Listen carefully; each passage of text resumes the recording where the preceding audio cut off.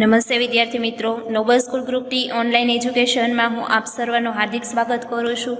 આજે આપણે ધોરણ 6 આપણો વિષય છે વિજ્ઞાન, એમાં તમારો જે ચેપ્ટર નંબર છે 10 ગતિ અને અંતરનું માપ, એના વિશે આજે આપણે જોવાનું છે।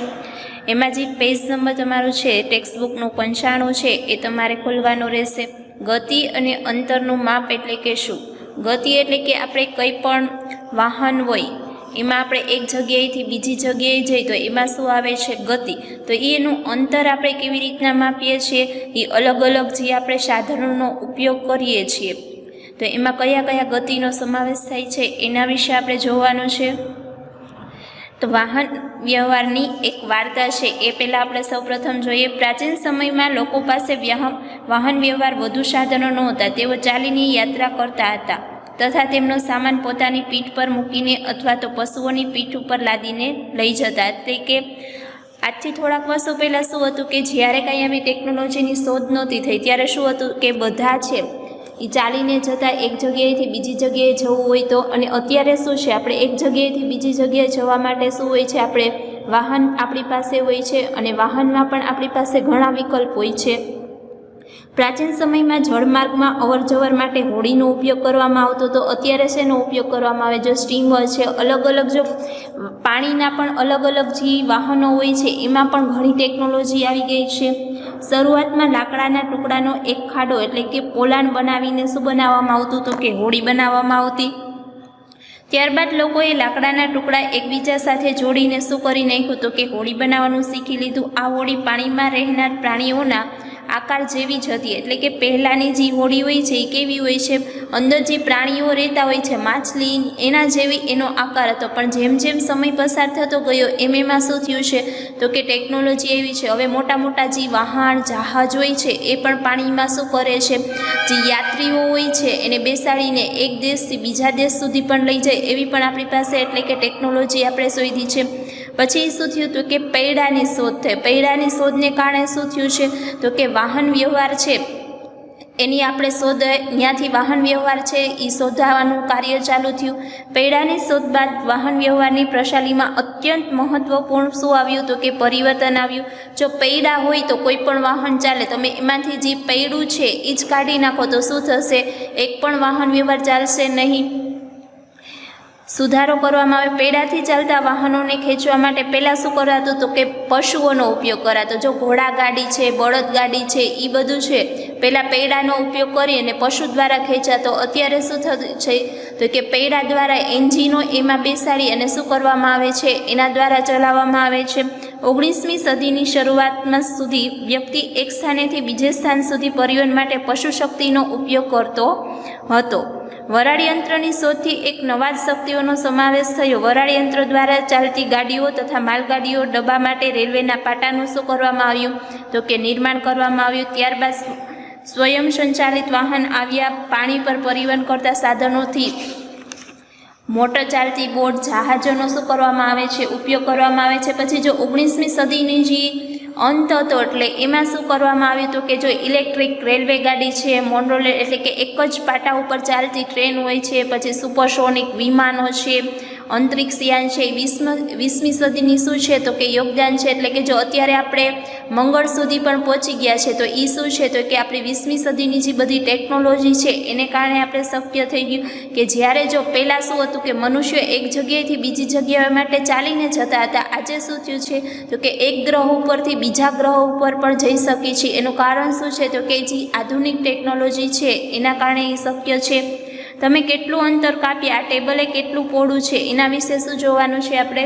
જે તમારું પેજ નંબર 6 છે એમાં જોવાનું છે।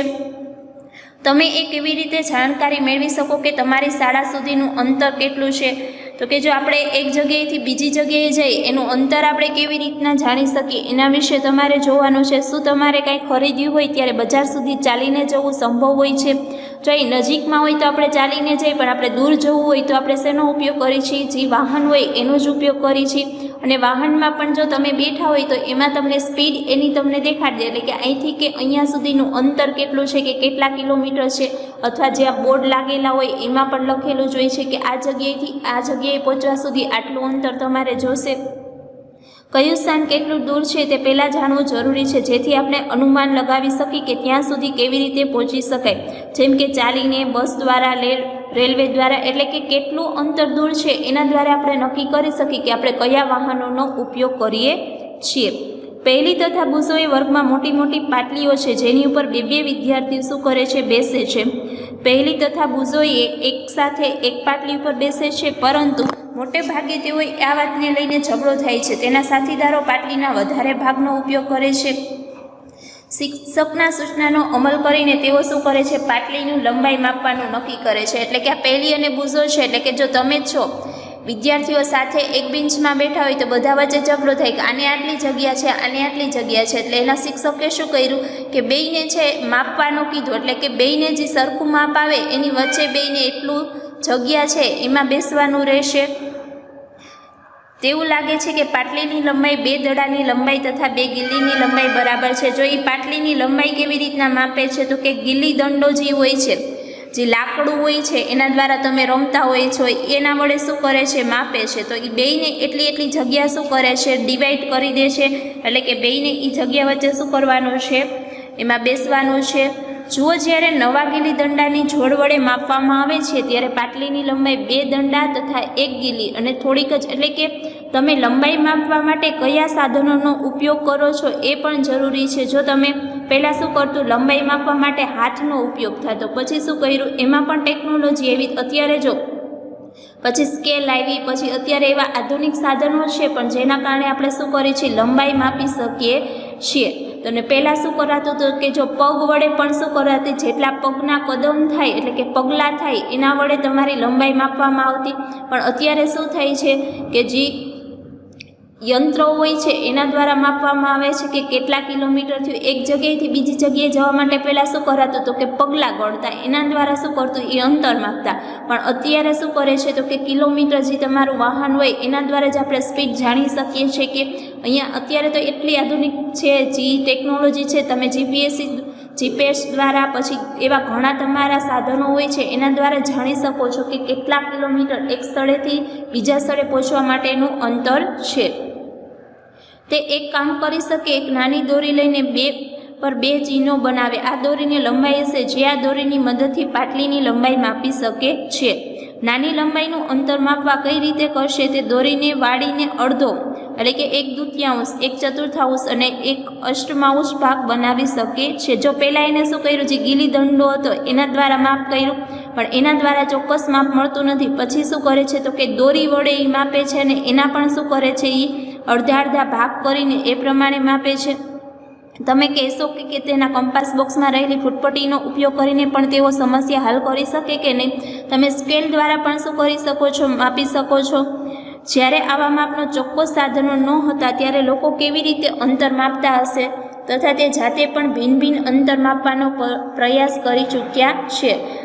એવા કેટલાય પ્રસંગો આવે છે જ્યારે આપણે લંબાઈની માપવાની જરૂરિયાત પડે છે. જો દરજી કપડાની લંબાઈ તેમાંથી જબો બનશે કે નહીં તે જાણવા માટે માપે છે. મિસ્ત્રી હોય છે શું કરે, કબાટની લંબાઈ માપવા, એ બધા શું કરે છે, જે એની લંબાઈ માપવા માટેનું હોય છે એના દ્વારા શું કરે છે, એનો ઉપયોગ કરતા હોય છે. કેટલાક માપનો એના વિશે આપણે જોવાનું છે. જે તમારો પેજ નંબર છે 98.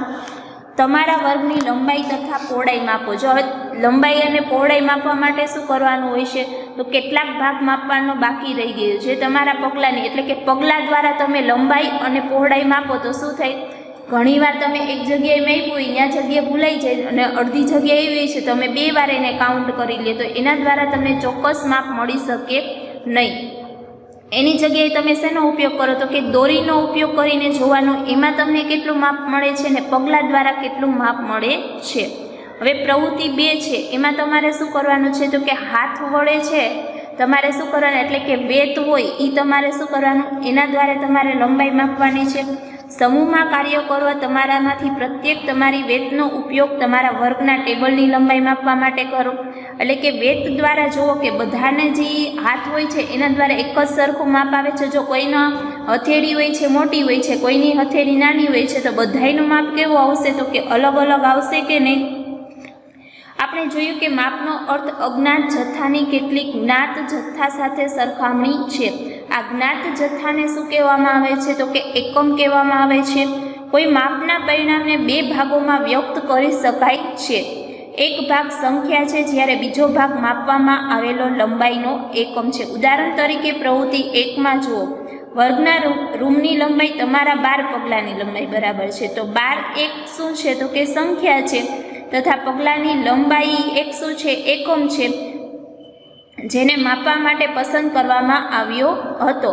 જો લંબાઈમાં એટલે કે તમારે જે માપવું હોય એના માટેનો એકમ શું છે? તો કે લંબાઈ.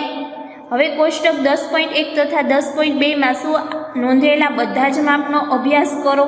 શું પ્રત્યેકના પગ વડે માપવામાં આવેલા વર્ગખંડની લંબાઈ સરખી હોય? જો બધાના પગ વડે જે લંબાઈ મેળવેલી છે એ બધી શું હોય છે? તો બધાની અલગ અલગ આવશે, પણ જે ચોક્કસ માપ વડે મેળવેલી હશે લંબાઈ એ શું હશે? બધાની સરખી હશે.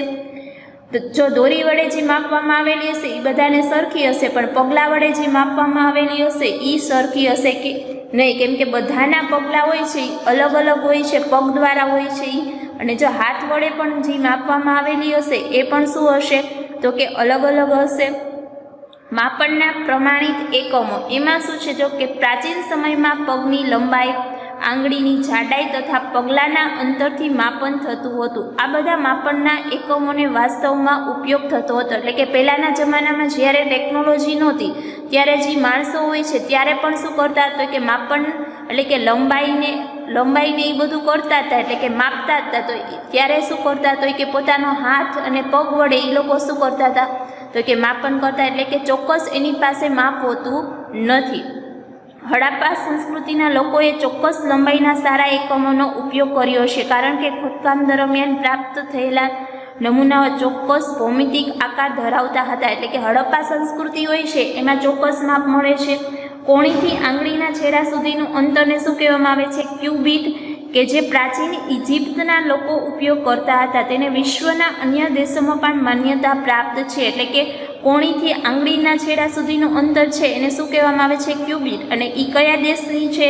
તો કે ઇજિપ્તથી એ એકમ આપવામાં આવેલો છે. વિશ્વના વિભિન્ન ભાગોમાં લોકો લંબાઈના એકમ સ્વરૂપે ફૂટનો ઉપયોગ કરતા હતા. અલગ અલગ વિસ્તારોમાં ફૂટની લંબાઈ થોડી શું હોય છે? તો કે અલગ અલગ હોય છે. લોકો 1 ગજ કપડું ફેલાઈની ભુજાની છેડાથી પોતાના સુધી માપતા હતા. રોમવાસી પોતાના પગ અથવા પગલાં દ્વારા શું કરતા? તો કે લંબાઈ માપતા. પ્રાચીન ભારતમાં ટૂંકું અંતર માપવા માટે આંગળી અથવા મુઠ્ઠીનો ઉપયોગ કરાતો. આજે પણ ભારતમાં કેટલાક શહેરોમાં ફૂલમાળી ફુલારને વેચતી વખતે પોતાના હાથની લંબાઈનો શું કરે છે? તો કે ઉપયોગ કરે છે. સુવિધા અનુસાર શરીરના એવા અનેક ભાગોનો એકમ સ્વરૂપે શું થાય છે? તો કે ઉપયોગ થતો હોય છે.